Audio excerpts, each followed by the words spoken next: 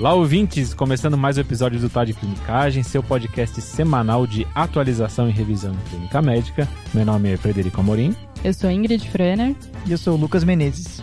E aqui a gente vai falar hoje de um caso clínico, né, pessoal? E acho que é a primeira vez que a Ingrid discute casos, né, Ingrid? Você já verdade, trouxe alguns casos. Exatamente. E o Lucas já veio de guerra, né? Não, mais ou menos. Mas nunca foi um caso seu, Fred, que é sempre diferenciado. Então, pô, vocês estão com esse medo. Eu Com não sei certeza. Só pode vir coisa ruim daí. Eu não sei o que eu fiz nos outros casos que vocês estão com medo. Você carrega uma fama, Fred, seja boa ou ruim. Não, vai ser de boa, vai ser tranquilo, vai ser bem tranquilo.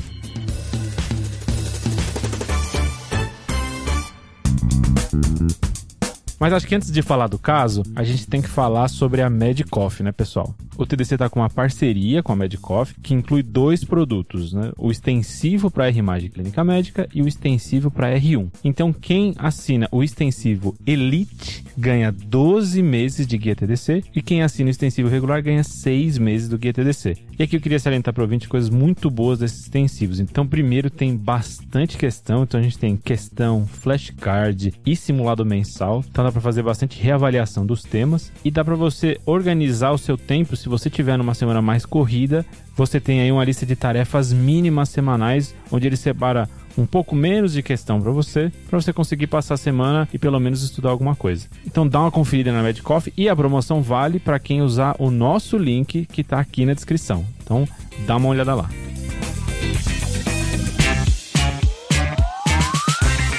Agora que a gente fez o merchan, né, vamos para o caso clínico. Então aqui só para lembrar o ouvinte como é que funciona a estrutura do caso clínico. Então eu, como comecei falando, eu vou trazer um caso clínico, a Ingrid e o Lucas vão discutir, e aí aqui a gente vai fazer em 3 alíquotas. Cada alíquota eu dou algumas informações, aí eles discutem, depois eu dou outra informação, eles discutem, por último, outra informação e a última discussão. A cada alíquota, a gente recomenda que o ouvinte pause e tente pensar o que ele faria naquele momento. Então, o que ele pediria de exames, o que ele pensaria de hipótese diagnóstica. E aqui a gente vai tentar trazer para ele um esquema do nosso caso agora, que é de dor abdominal e febre. Posso começar, pessoal? Bora. Com certeza. Então, pessoal, aqui a gente tem um homem de 57 anos, ele tem um histórico de HIV bem controlado e vem ao pronto-socorro com uma queixa de dor abdominal há 1 semana. Então é uma dor contínua em hipocôndrio direito sem radiações. Ele também apresenta episódios esporádicos de náuseas e ele não associa a dor com alimentação. Há 4 dias ele começou episódios de sudorese noturna e febre. Não teve diarreia associada ou vômitos. Só para esmiuçar agora um pouquinho os antecedentes, pessoal, esse paciente ele tem HIV, mas é um HIV bem controlado. Ele tem uma carga viral recente de 1 mês atrás indetectável e um CD4 de 420. Ele faz uso de lamivudina, zidovudina e dolutegravir. Ele teve já pneumocistose e tuberculose previamente, e além disso ele é dislipidêmico e ex-tabagista. Ele também tem uma doença renal crônica, ele tem um histórico de nefropatia por indinavir, um antirretroviral antigo, que a gente já não usa mais, mas a última creatinina dele é 1,25. Já avançando agora para o exame físico, então é um paciente que está em bom estado geral, os sinais vitais dele não tem alteração. Então ele está febril, a PA dele está 130/80, frequência cardíaca de 90 e uma frequência respiratória de 18. Saturação de 98%. Aí no exame você não percebeu ele ictérico. Acho que é uma dúvida que vocês iam perguntar para mim. Ele não estava ictérico ao exame. Não tinha linfonodomegalias. O exame respiratório e cardiovascular eram normais. Indo para o abdômen, ele tinha uma dor à palpação de hipocôndrio direito.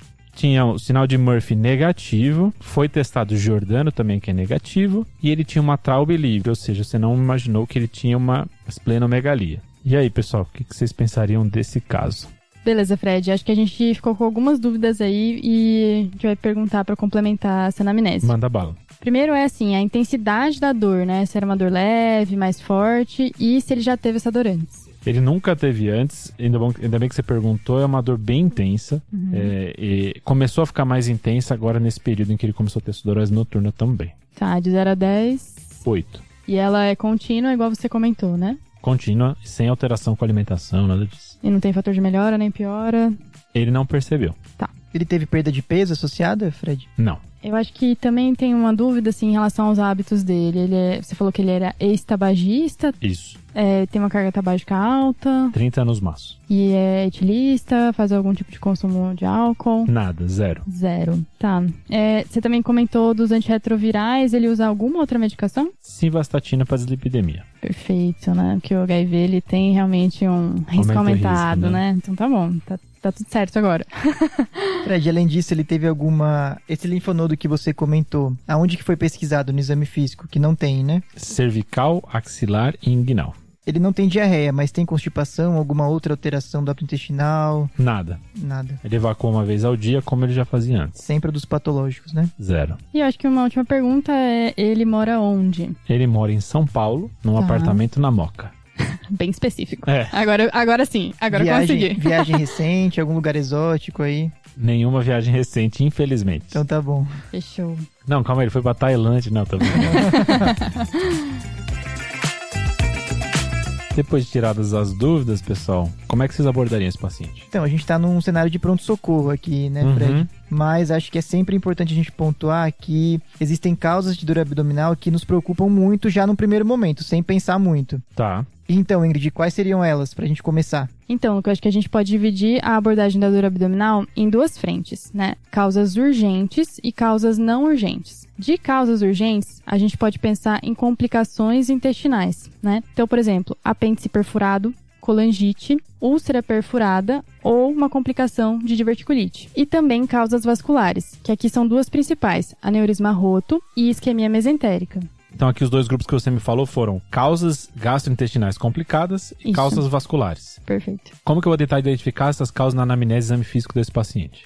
Fred, acho que aqui são duas coisas. Principalmente ver alteração de sinal vital, né? Tá. Avaliar a gravidade desse paciente. E também, no exame físico, procurar sinais de peritonite. Como é que é isso? Beleza, acho que antes da gente começar a falar propriamente, né, das razões de verossimilhança do exame físico para detectar a peritonite, né, os estudos que a gente foi estudar para fazer esse episódio, eles não trazem... Não são bons, fala a verdade. Eu não queria dizer assim, mas sim. Geralmente são estudos pequenos ou com, retrospectivos, mais antigos, né? E nenhum dos exames, nenhum das manobras do exame físico é capaz, né, de confirmar ou descartar, né, com boa certeza aí, a peritonite ou qualquer outro achado abdominal. Acho interessante você pontuar isso. Mas existem 3 manobras, tá, que eu acho que é interessante trazer para o ouvinte, que podem ajudar a identificar a peritonite. Manda bala. São elas a rigidez da palpação, a dor à percussão ou a descompressão brusca e a dor da parede abdominal positiva.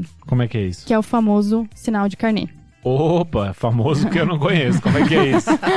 O sinal de Carnot, na verdade, você faz a palpação, certo? E você pede pro paciente ele pode levantar a perna, certo? Pra ficar mais rígida. E se houver dor com essa elevação da perna, é mais sugestivo, né, de dor da parede abdominal. Essa manobra ela é diferente das outras, Fred, porque se ela vem positiva, ela me indica uma dor na parede abdominal, ou seja, fala contra ser peritonite. Então você me falou 2 manobras em que eu faço mais a suspeita de peritonite e uma manobra que, se vier positiva, eu talvez pense menos em peritonite. Perfeito. Lembrando que nenhuma delas é suficiente para confirmar ou descartar, elas só vão ajudar no raciocínio, né?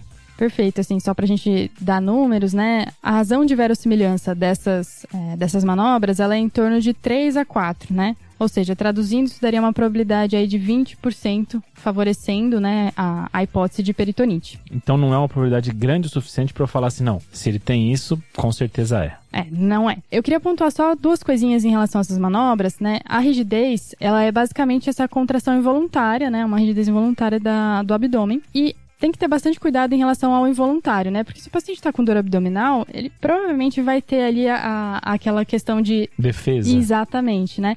Então, essas coisas são diferentes. Algumas sugestões são você garantir que a sua mão tá na temperatura adequada, começar a palpar em um ponto que talvez não doa tanto, tá? E distrair o paciente. Então, acho que esses pontos são importantes para que a gente possa garantir que você está vendo rigidez mesmo ou não. Fechou. Então, essas causas urgentes não parecem ser o caso do nosso paciente, né, Ingrid? Então, Perfeito. Agora a gente vai começar a ter um pouco mais de tempo para pensar em outros diagnósticos diferenciais aqui para ele. Existem várias maneiras de organizar esse raciocínio. A gente optou aqui por organizar por quadrantes do abdômen e as estruturas que estão nele localizadas, uma forma meio anatômica, por assim dizer, da causa da dor do paciente. Perfeito, que ajuda a lembrar, né? Então, começando pelo quadrante superior esquerdo, aqui o grande órgão desse quadrante é o baço. Então, a gente pode pensar em causas de aumento do baço que vão causar dor por uma distensão da cápsula, um baço rompido, mais uma história de trauma, ou até mesmo um infarto ali do baço, que também causa muita dor. Além disso, a gente vai ter aqui doenças do intestino, né, que passam aqui nesse quadrante esquerdo. Então, a gente pode ter alguns casos de diverticulite, perfuração, apesar de ser mais comum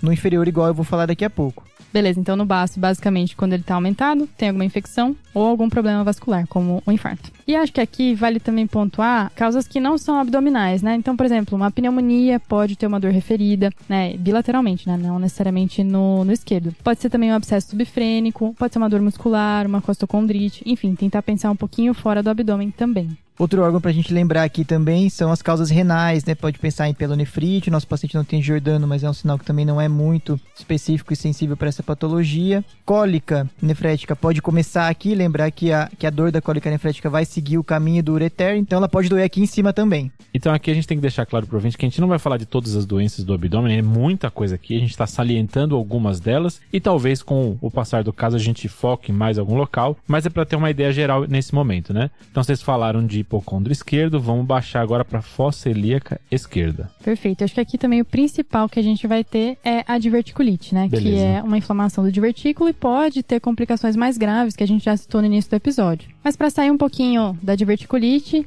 acho que também precisa pensar em proctocolite, proctite, ali que estão nessa região. Eu acho que proctite é uma condição pouco lembrada, né, Ingrid? Você conseguia esmiuçar um pouquinho mais? Então, tanto proctite quanto proctocolite, né, são basicamente inflamação ali do reto e do cólon, tá? Pode ser por causa infecciosa, principalmente, dá uma clínica de dor, principalmente dor anal, né? Acho que pode ter também sangramento, pode ter secreção Perfeito. purulenta pelo ânus. Exatamente. Inclusive sexualmente transmissível por gonorreia, clamídia, etc. Exato. E também, né, uma outra causa é complicação de radioterapia, né, fazendo retites, por exemplo. Perfeito. Outra coisinha que eu queria falar aqui também, além dessas, é um abscesso de psoas, que pode acometer também essa região mais baixa do Aí abdômen. você Legal, puxou, hein? Abscesso de psoas. Com febre Sempre ainda, tem que né? ter Tô lembrando aqui. E outro grande grupo importante são as causas em pacientes do sexo feminino, né? Que possuem Exato. o órgão reprodutor feminino. Então, lembrar das causas tubovarianas, aqui vai entrar desde torção de ovário até abscesso de ovário. Gravidez ectópica rota é uma coisa que a gente tem que sempre lembrar também. Pedir aquele beta-HCG para toda mulher em idade fértil. Não nega ninguém, né? Exatamente. Create, beta-HCG, ninguém nega. Exatamente. Então, só queria pontuar isso aqui. Então, isso vai ser bem importante, principalmente para as pacientes de idade fértil, né? Inclusive, na torção ovariana, podem ter casos que são associados à gestação, né? Que eu posso não ver o saco gestacional. Então, sempre pedir beta-HCG em mulher em idade fértil. Boa.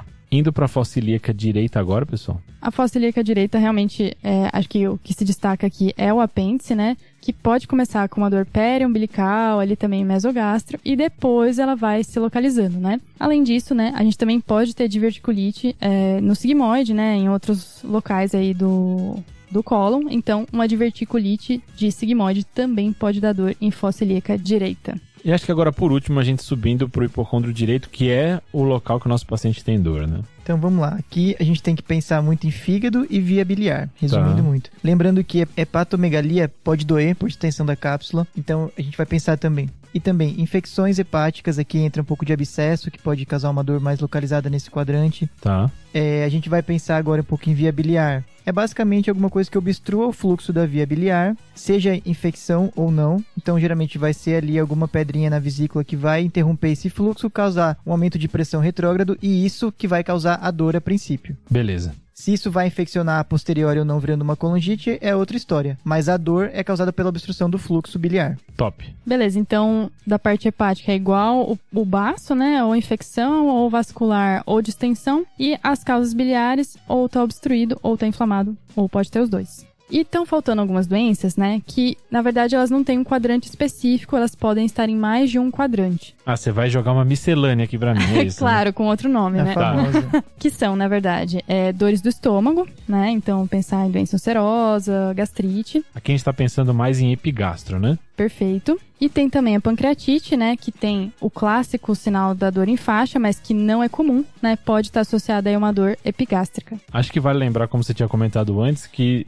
nas dores abdominais podem ser referidas do tórax. E aqui Perfeito. entra doença coronariana, né? Então, o infarto pode ter dor epigástrica. Certo. doenças esofágicas também, que inclusive às vezes parecem até coronariana de tanto que dói. Exatamente, né? Espasmo esofagiano, por exemplo. E para terminar, doenças inflamatórias intestinais, que podem dar dores localizadas em qualquer um dos quadrantes. E diferente, né, das causas anatômicas localizadas, a gente tem as causas difusas, que a gente vai retomar as causas de peritonite, que a gente comentou no início. Boa. E as causas metabólicas. Ixi, agora vem coisa. A gente pode dividir em duas, né? Endocrinológicas e hematológicas. Tá. Da endócrino, crise adrenal, cetoacidose diabética e hipercalcemia. E da hemato, crise falcêmica, CHU e porfiria. Então você está me falando várias causas em que o paciente vai ter dor abdominal, essa dor abdominal vai ser difusa e provavelmente se eu fizer um exame de imagem eu não vou ver nada, porque elas são metabólicas, inflamatórias, etc. Exato, né?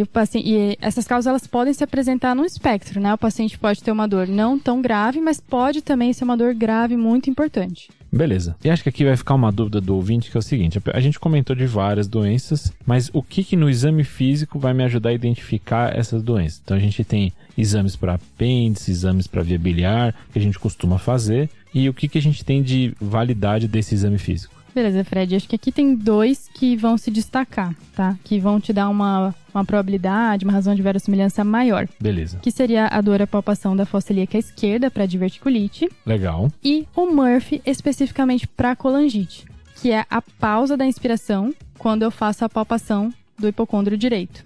Beleza. E tem uma outra manobra do exame físico, que é a punho-percussão do fígado. Aqui você tá falando tipo um Jordana do fígado, é isso? Isso. Tá. Que demonstrou uma razão de verossimilhança melhor, tá? Para identificar doenças hepatobiliares em relação ao Murphy que a gente comentou, principalmente em pacientes mais idosos.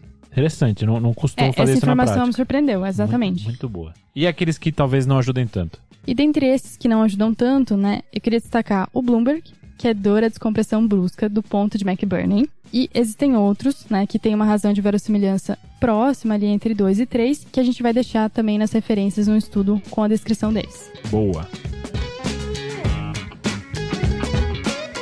Acho que agora a gente pode voltar para o caso, né, pessoal? A gente está falando então de um paciente que tem uma dor em hipocôndrio direito. Vocês já comentaram possíveis etiologias aqui. Eu queria saber o que vocês querem pedir de exame laboratorial e se vai pedir imagem ou não, como é que é? Bom, acho que começando com tentar excluir aquelas causas, né, de que são graves e metabólicas, começaria com hemograma, eletrólitos, a glicemia, Tá. uma gasometria, uma gasovenosa. Eu sabia que você não queria uma gazinha, tá bom. E também pensando ali na localização da dor, enzimas hepáticas e disfunção hepática e lipase. Só lipase. Só lipase. Já vi que tem... Você olhou com uma cara assim, vou explicar daqui a pouco. Isso. Beleza. E você, Lucas? E o exame de imagem inicial, então, aqui vai ser a ultrassonografia, que depois a gente vai também entrar um pouquinho mais aprofundado nesse tópico. Entendi. Eles já vieram preparados para discutir isso. Então, assim, eu vou liberar para vocês primeiro os labs, tá? Beleza. Então aqui a gente tem, no hemograma, uma hemoglobina de 13, com VCM de 126. O leuco de 14.920, com 9.600 neutrófilos, eosinófilos de 300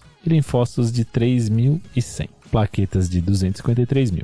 Hemograma foi. Bilirrubina total de 0,25. AST, ALT, FA e γ-GT, todos normais. Aqui a gente tem uma lipase de 39, que é abaixo do valor da referência. Uma create de 1,3, lembrando que a prévia dele era 1,25, então está próxima da prévia. E um PCR de 123. Aqui a gente está usando miligrama por litro. Se o pessoal está acostumado a miligrama por decilitro, seria 12,3. Aí de alguns exames adicionais que vocês pediram, então sódio e potássio normais. Cálcio dentro do valor da normalidade. E, infelizmente, eu não vou ter uma gasovenosa para vocês. Tá bom. Beleza? Bem. Acho que a gente pode discutir o lab. Ele tá aguardando na fila para fazer ultrassom. Nisso, acho que dá para discutir um pouquinho o que vocês estavam esperando. A maioria veio normal, né? Mas Sim. Eu queria mais ou menos saber de vocês o que vocês estavam esperando desses labs. E depois eu vou querer saber por que vocês pediram o ultrassom.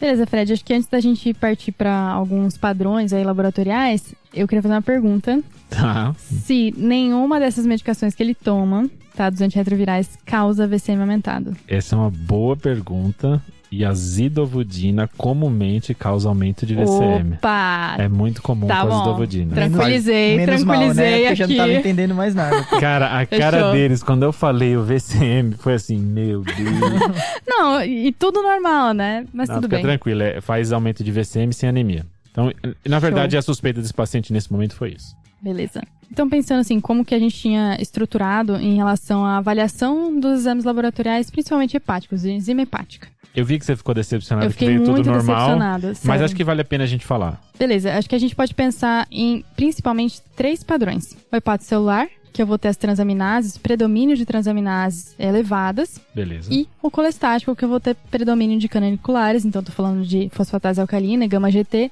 aumentadas. E o terceiro, né, que seria o padrão misto, né, que ele pode ser tanto realmente misto, não ter nada predominante, ou um colestático que foi agravando e danificando ali o hepatocelular. Mas, gente, tem algum jeito mais objetivo de eu avaliar isso, não? Tem, que é a relação, né, da ALT sobre a AFA. Tá. Essa relação eu vou utilizar o número de vezes acima do limite superior, tá? Dessas duas enzimas. Então não é o valor total das duas, é o número de vezes que está acima do valor da normalidade. Então, por exemplo, se eu tenho uma AST 3 vezes o valor da normalidade, o valor vai ser 3. Perfeito. E aí a gente tem então os valores da relação. Acima de 5 fala a favor de hepatocelular, entre 2 e 5 misto e menor do que 2 colestático. Então, só para fazer um exercício aqui, se eu tiver uma ALT 3 vezes o valor da normalidade, a parte de cima vai ser 3. Exato. E se eu tiver uma FA 3 vezes o valor da normalidade, embaixo vai ficar 3 também. Perfeito. E aí essa relação, por exemplo, daria 1, que entra como colestática. Exatamente. Beleza. E aqui é claro que eu ia fazer essa pergunta para você, né, Ingrid? Por que você pediu apenas a lipase? Boa, Fred. Acho que isso é uma recomendação mais recente, né? Principalmente aí do Choosing Wisely, falando sobre pedir somente lipase na suspeita da pancreatite aguda. Então você tá falando para nunca pedir amilase. Nesse caso, não. Beleza. E por que que só a lipase, né? Ela vai ter um pico, né, em questão de horas ali do evento agudo e vai permanecer elevada por 1 a 2 semanas. Tá. Então eu tenho um tempo para diagnosticar, ela não baixa rápido e eu acabo não pegando a pancreatite, é isso? Exatamente. Além disso, ela é mais específica para a doença pancreática do que a amilase. Uhum. E essa decisão de pedir somente lipase é também em relação a custo-efetividade, tá? Não há por que a gente pedir as duas se uma só responde a nossa dúvida. Top, essa informação é muito boa. Dos exames alterados que a gente tem, então, foram principalmente a contagem de leucócitos, né, de glóbulos brancos, e um PCR também aumentado. Será que isso tem algum significado clínico pra gente ou é só um ruído? Então eu fui atrás desses dados e achei uma meta-análise de 2015 com 2.961 pacientes que chegaram no pronto-socorro com dor abdominal. Cara, top. Legal. É isso, né? A gente tá aqui. Esse é o nosso cenário. Ele não especifica aonde doía, mas a queixa principal era a dor abdominal. Beleza. Então vamos lá, o que eles fizeram? A ideia aqui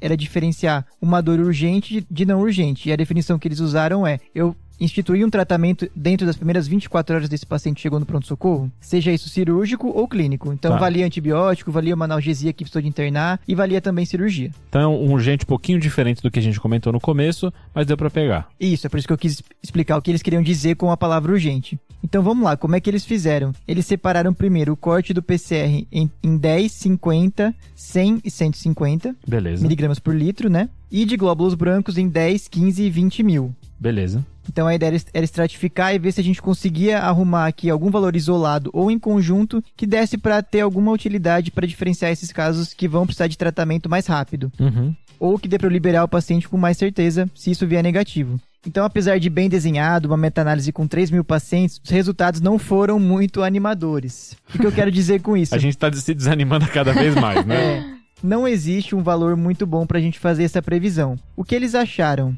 Que, como tudo na medicina, os extremos ajudam. Beleza. Só que, ao mesmo tempo, pouquíssimos pacientes vão ter esses extremos de valores. Uhum. Então, assim, quando você junta um PCR maior que 100 com um leucócito maior que 20 mil, a gente tem uma especificidade de 98% para pacientes que vão precisar de alguma intervenção nas 24 horas. Nossa, interessante. Porém, a sensibilidade é de 3%.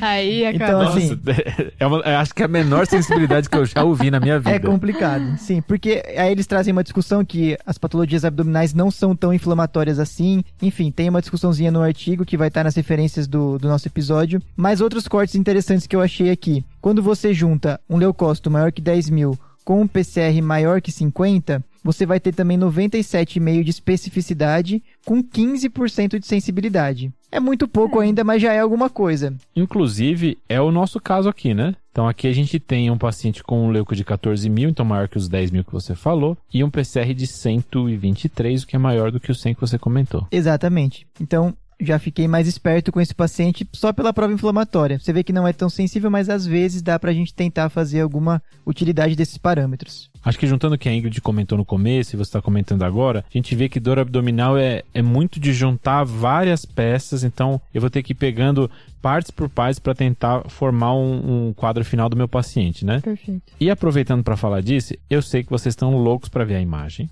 Sim. Mas eu queria perguntar por que a escolha do ultrassom e não da tomografia. Acho que essa é uma discussão grande na dor abdominal, né? Vamos lá, então. Eu vou começar fugindo um pouco da pergunta, mas acho que muita gente deve estar pensando assim, por que eu não pedi um raio-x? Tá, beleza. Às vezes tem isso aí, um raio-x do abdômen agudo, né? No pronto-socorro a gente escuta muito isso ser falado, mas a verdade é que o raio-x atualmente praticamente não tem papel nos casos de dor abdominal aguda no pronto-socorro. Por quê? Ele não é bom nem para ver as coisas que a gente está procurando geralmente numa causa de dor abdominal e nem para descartar essas mesmas causas. Tem um único cenário que eu queria pontuar aqui, que ele tem algum valor ainda, que é na suspeita de um pneumoperitônio num paciente instável, que não vai ter tempo de ir para tomografia ou em algum outro exame que veria melhor esse pneumoperitônio. Então eu já acho que ele teve alguma ruptura e aqui eu tô pensando, eu já quero identificar direto o pneumoperitônio e o cara tá ruim. Isso, você já parte de uma probabilidade pré-teste elevada, você acha que é um pneumoperitônio e o paciente não tem muito tempo para ir para tomografia. Então você faz o raio-x ali na sala de emergência, muitas vezes, né? Que é um exame mais rápido, querendo ou não, que a tomografia, não tem que transportar, enfim. E aí, nesse contexto, ele tem uma sensibilidade de 88%. Então Legal. É um exame honesto. E a conduta muda na hora, né? Porque vai para cirurgia. Eu gostei do adjetivo honesto.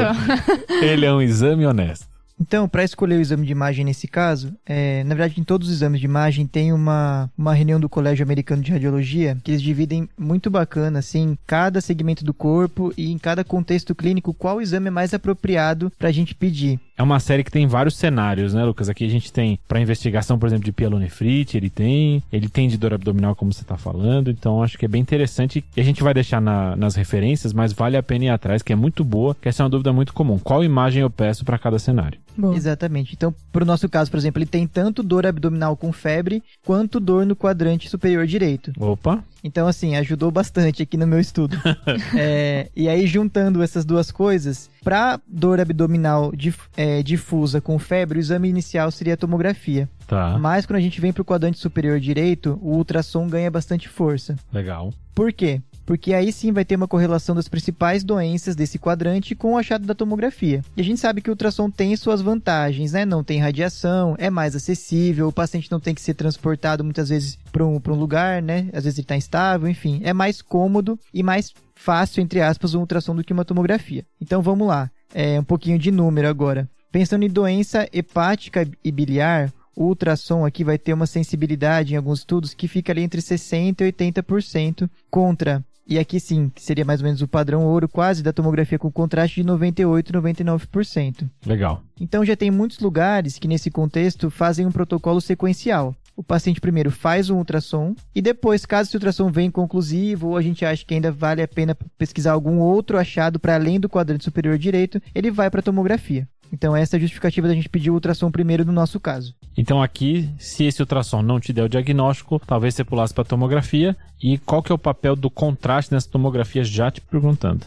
Isso, vamos lá então. No paciente com febre, principalmente, que é o nosso contexto aqui, o contraste vai ajudar a gente a visualizar melhor linfonodo e abscesso, principalmente. Beleza. E aqui eu queria fazer uma ressalva que é o contraste endovenoso. Porque às vezes fica aquela dúvida, mas como é uma imagem abdominal, por que não fazer um contraste VO junto? Então aqui tem uma recomendação que é contra o contraste VO. Por quê? Primeiro porque ele não acrescenta muito no diagnóstico diferencial da imagem e porque ele atrasa a tomografia. Porque a gente toma o contraste e ele tem que chegar no intestino. Então ele vai atrasar até em algumas horas esse exame, o que não é factível muitas vezes. A gente está com pressa, geralmente, para saber o que está acontecendo. Beleza, no contexto de dor abdominal aguda, então não faz sentido eu fazer o contraste VO. Exatamente. Ele vai ter as indicações dele específicas, beleza, né? Então, tendo falado tudo isso, eu vou falar nova informação para vocês. Manda. Que já vai dar o diagnóstico. Então aqui a gente tem um fígado com forma e dimensões normais e contornos regulares. A ecotextura hepática é homogênea, exceto por uma lesão nodular heterogênea de paredes irregulares e espessas com áreas císticas de permeio. O fluxo vascular periférico proeminente é o estudo Doppler e ela mede 2,8 por 1,8 por 2,8 centímetros. Isso dá um volume aí de 7 ml. Essa lesão está localizada no segmento 4 e tem um íntimo contato com a região do fundo da vesícula biliar. Aproveitando que eu falei da vesícula biliar, então ela está normodistendida, tem um espessamento parietal no fundo, que o ultrassonografista sugeriu como reacional. Note-se ainda focos ecogênicos no interior da vesícula biliar, que podem apresentar aerobilia, mas isso não ficou claro. Pâncreas normal, e aqui no resumo do laudo, aqui a gente tem uma imagem sugestiva de abscesso hepático. Então, pessoal, a gente já tem o diagnóstico aqui. Ok. Foi mais tranquilo do que vocês imaginavam. Bem tranquilo, né? Já vi no ultrassom. Mas e aí? A gente então tem um paciente com abscesso hepático. O que vocês pensariam em fazer agora? Eu acho que, tendo essa questão, então é um abscesso hepático, a gente tem que pensar da onde que ele veio, né? Que pode ser um contexto ali de doenças da via biliar, hepática também. Beleza. E pode ser por uma distribuição hematogênica, né? Legal. Pode ser em algum outro lugar. Então, nisso, Fred, eu queria perguntar uma coisa que a gente esqueceu de perguntar no início, é se ele já fez alguma cirurgia abdominal. Ele não fez nenhum procedimento abdominal. Acho que é importante vocês perguntarem isso. E só lembrando que tem os abscessos hepáticos logo pós-cirúrgicos, né? Então ele faz alguma abordagem da via biliar ou do fígado e acaba evoluindo logo depois no pós-op com abscesso. Mas esse não é o contexto do nosso paciente, ele nunca operou. Tá, beleza. Agora, falando um pouquinho mais da conduta, a gente tem que primeiro investigar, né, qual é o micro-organismo que foi responsável por esse abscesso. Beleza. E a gente vai coletar a cultura periférica e vai ver se esse abscesso é passível de ser drenado. Então, o corte que a literatura coloca arbitrário, né, estudos pequenos, é uma doença rara, querendo ou não, mas 5 centímetros é o valor pra gente lembrar. Então, abaixo de 5 centímetros, essa drenagem vai ser mais diagnóstica do que terapêutica. Então, vou tentar, claro, vou ali tirar o máximo que der, óbvio, mas a ideia é para eu tentar identificar o patógeno que tá ali, nem tanto para tratar. E aí, acima de 5 centímetros, aí sim, a gente vai falar mais de um procedimento terapêutico, né? Além de descobrir qual é o patógeno, ajudar o tratamento, que não seria suficiente só com antibiótico. E aí, já puxando o gancho, então, da antibiótico terapia, aqui a ideia é um beta-lactâmico com metronidazol, deixando claro que o metronidazol entra num contexto de suspeita de entamoeba, que é uma epidemiologia, tem essa conexão com o abscesso hepático. Inclusive, o abscesso hepático é uma das complicações extraintestinais da amebíase, né? A gente tem taxas relativamente altas de amebíase no Brasil, 2.000 a 3.000 pacientes internados por ano por amebíase, que eu não sabia que era tão alto, mas eu fui atrás e achei muito alto. E uma das formas que a gente tem de fazer o diagnóstico é pedir sorologia, né? Então, a gente pode pedir sorologia para entameba. Existe também o diagnóstico parasitológico, mas esse paciente fez sorologia de entameba que veio negativa. No contexto de sorologia positiva, é difícil a gente dizer se é uma infecção de agora ou uma infecção prévia, mas nosso paciente tinha ela negativa, então ficou a hipótese mesmo de um abscesso piogênico e foi iniciado o tratamento empírico. Então, nesse paciente, acabou sendo feita a punção diagnóstica, como você comentou, Lucas, mas não cresceu nenhum micro-organismo. Então, aqui ele foi tratado com ceftriaxone e metronidazol e ele melhorou dos sintomas e teve diminuição do abscesso com imagens posteriores. Beleza. Aqui só lembrar que a abscesso hepática, a causa mais comum é E. coli, porém existem algumas séries de casos mais recentes dizendo que talvez tenha um aumento de Klebsiella, especialmente na Ásia isso, mas algumas cortes até americanas já falam desse aumento de ser por Klebsiella. E uma outra relação que foi vista também na Ásia, a gente não sabe se pode ser extrapolada para cá, é que alguns casos de câncer de cólon podem estar relacionados a abscesso. Então pode ser daí que veio aquela dúvida que você tinha falado. Sim. Meio parecido com streptobovis endocardite. Aqui existe essa correlação. Esse paciente tinha hemocultura negativa, que você tinha comentado, e aí ele melhorou bem depois do tratamento. Porém, lá vem a segunda parte. Vamos para a terceira alíquota.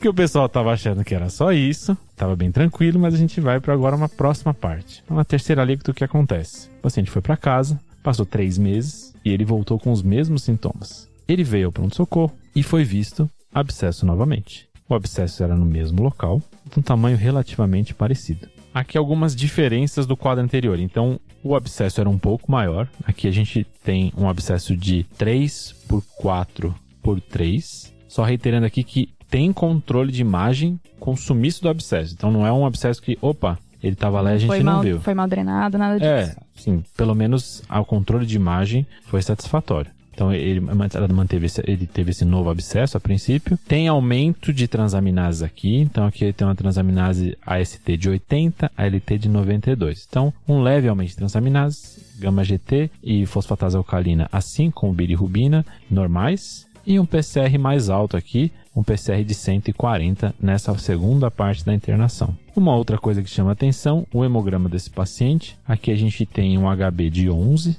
Então, esse paciente está com uma anemia. Essa anemia também tem um VCM alto, né? Como a gente já comentado, suspeita da acidovudina, mais um VCM de 126. E nos leucócitos aqui a gente tem leucócito de 10.840, mas o que surpreende é um aumento de eosinófilos. Então aqui a gente tem um eosinófilo de 800. Que não tinha antes, né? Não tinha antes o eosinófilo era baixo. E aí, pessoal, vocês pensam em alguma coisa? Bom, eu acho que essa daí a gente não estava esperando, né?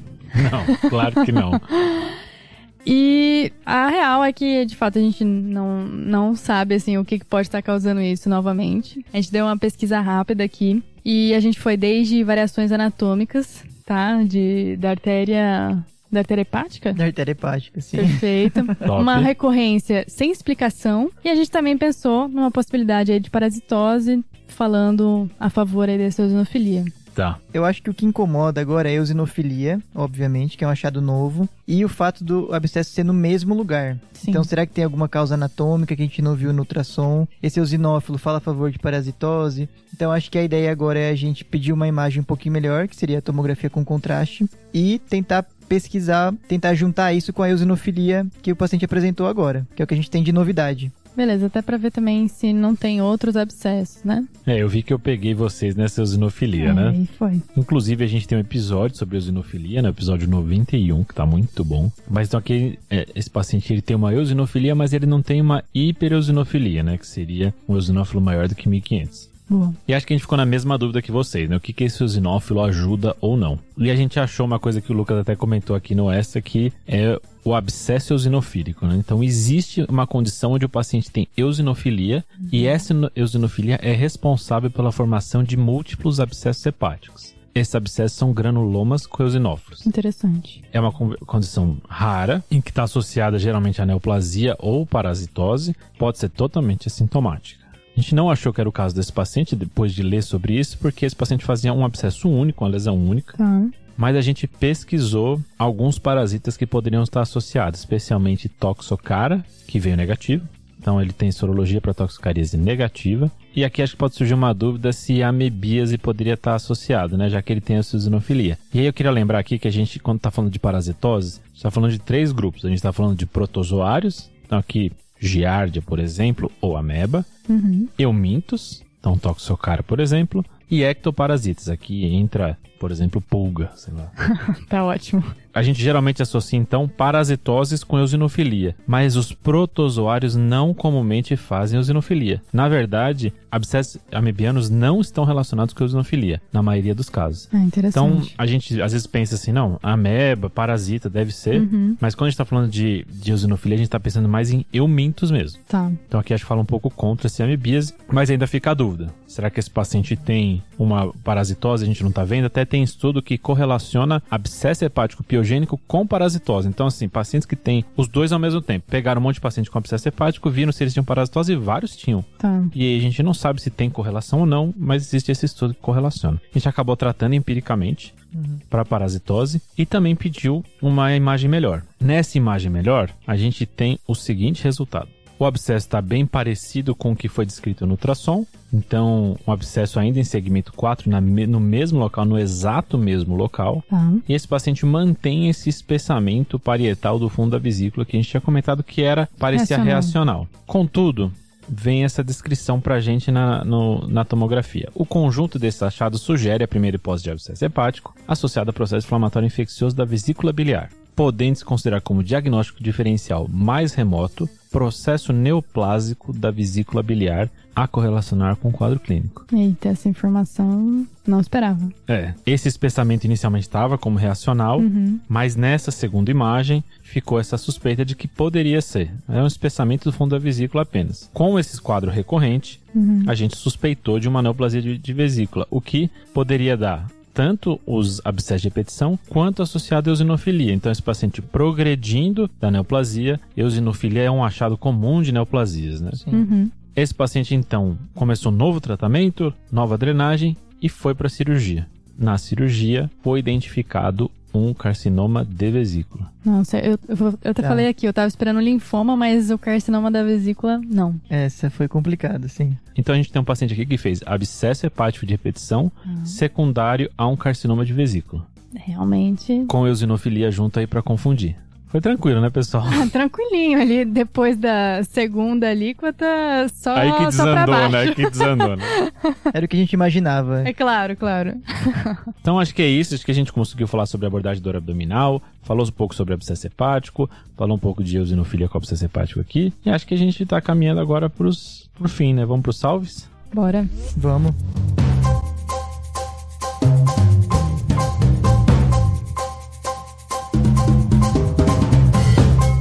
Mas antes de falar do salve, pessoal, a gente tá com 2 convidados especiais aqui. A gente tá com a Mariana e o Vinícius. E a história deles de estar aqui é muito boa. Então, a Mariana sabia que o Vinícius gostava muito do podcast e mandou uma mensagem pra gente ver se a gente conseguia mandar um vídeo com um salve pra ele ou algum salve de alguma forma pra ele. Aí, como eles moram em São Paulo, a gente falou, não, vem ver a gravação com a gente. E ela veio, só que ela não contou pra ele que vinha pra gravação. Então, é aniversário de namoro deles. Ela chega pra ele e fala, vamos pra um lugar que eu vou te levar. Ele achando que ia pra um lugar assim, um jantar romântico. No final, ele cai num prédio comercial aleatório e quando abre a porta, já de cara com a gente, com o TDC. Especificamente com o Fred. Exato. Com o Fred, exatamente. Com a cara totalmente de que essa pessoa tá aí, o que eu tô fazendo aqui? Então eles estão aqui, muito obrigado por ter vindo hoje e muito boa essa surpresa, achei top. Foi genial, acho que Sim. foi muito bom fazer o episódio com eles, a gente viu a reação aqui do ouvinte ao vivo, teve vários momentos em que ficou bem interessante. E ele mandou super bem, né? mandou Então, super bem bom. aqui, ele foi falando os diagnósticos diferenciais. Isso é verdade, e deu dicas do episódio, tá? Foi. Ficaram até o final também. Exatamente. E agora são 00:06. Exato, acho que tem que especificar o horário. Exatamente. Então aqui indo direto pro meu salve, eu vou fazer um salve pro grupo A de R1s da clínica, que estão rodando agora na enfermaria de Infecto. A gente tem o Bernard, que é residente da Infecto. Aí o Felipe Mascote, a Maíra, a Vitória e o Marcos. Um grande salve pro pessoal que tá rodando na enfermaria de Infecto da Unifesp. Boa. E o meu salve também é para um grupo, né? É um grupo de R2 de Clínica Médica do IANSP. É o Lucas, o Ricardo e a Thaís Geda. Os R2 estão prestando prova nessa época, então boa sorte para todo mundo que tá prestando. Boa. Meu salve vai pra Laura Vidotto, que é uma conterrânea minha lá de Piracicaba. Opa! Ela faz medicina, turma 1 da EMB Morumbi, então o salve se estende a todos vocês. E ela falou que usa o TDC nas aulas de vez em quando pra discussão de caso. Então fica aqui registrado o salve pra ela. Porra, top Excelente. A gente demais. agradece muito, Muito bom. Então, pessoal, só lembrar de seguir a gente nas redes sociais, YouTube, Instagram, Twitter. E lembrando que tem o Guia TDC, que é o nosso serviço de atualização e revisão. Sai toda semana 3 tópicos sobre as novidades da medicina. Beleza. Valeu, pessoal. Falou. Valeu. Valeu, tchau, tchau.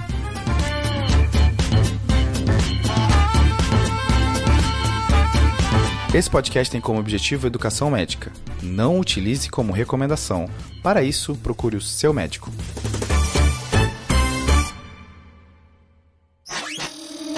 Essa é uma produção do Bicho de Goiaba.